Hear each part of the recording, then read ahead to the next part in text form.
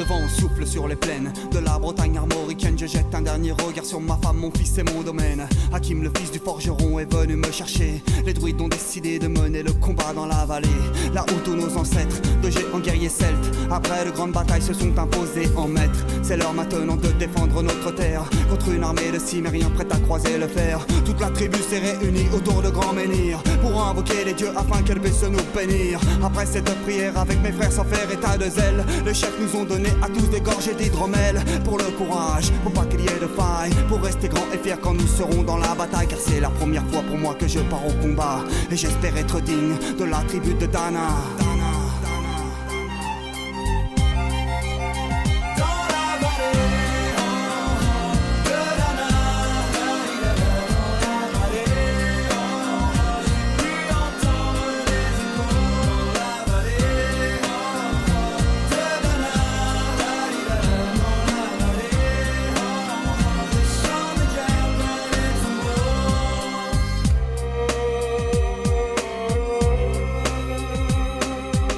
Quelques incantations de druides et de magie, toute la tribu, le glaive en main, courait vers l'ennemi. La lutte était terrible, je ne voyais que des ombres, tranchant l'ennemi qui revenait toujours en surnombre. Mes frères tombaient l'un après l'autre devant mon regard, sur le poids des âmes que possédaient tous ces barbares. Des lances, des haches et des épées dans le jardin d'Éden, qui écoulait du sang sur l'herbe verte de la plaine. Comme ces jours de peine où l'homme se traîne à la limite du règne, du mal et de la haine. Fallait-il continuer ce combat déjà perdu?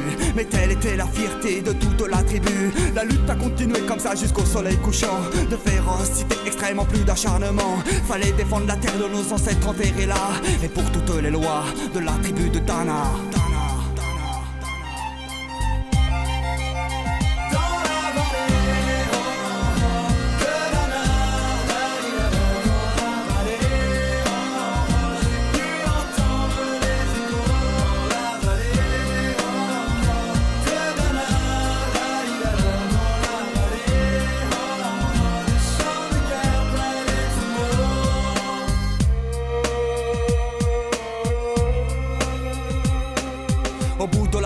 On entendait le son d'une corne, d'un chef ennemi qui rappelait toute sa horde. Avait-il compris qu'on lutterait même en enfer, et qu'à la tribu de Dana appartenait ces terres? Les guerriers repartaient, je ne comprenais pas tout le chemin qu'ils avaient fait pour en arriver là.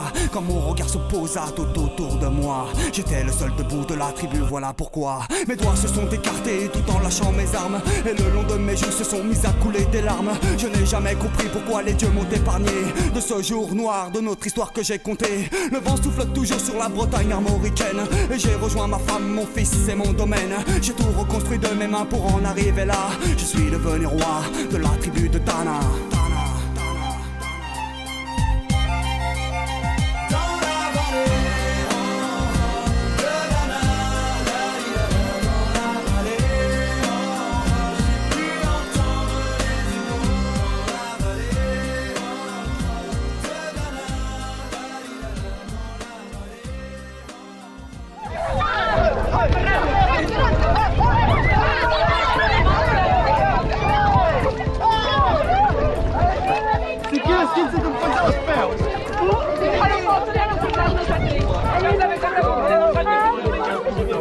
Allora,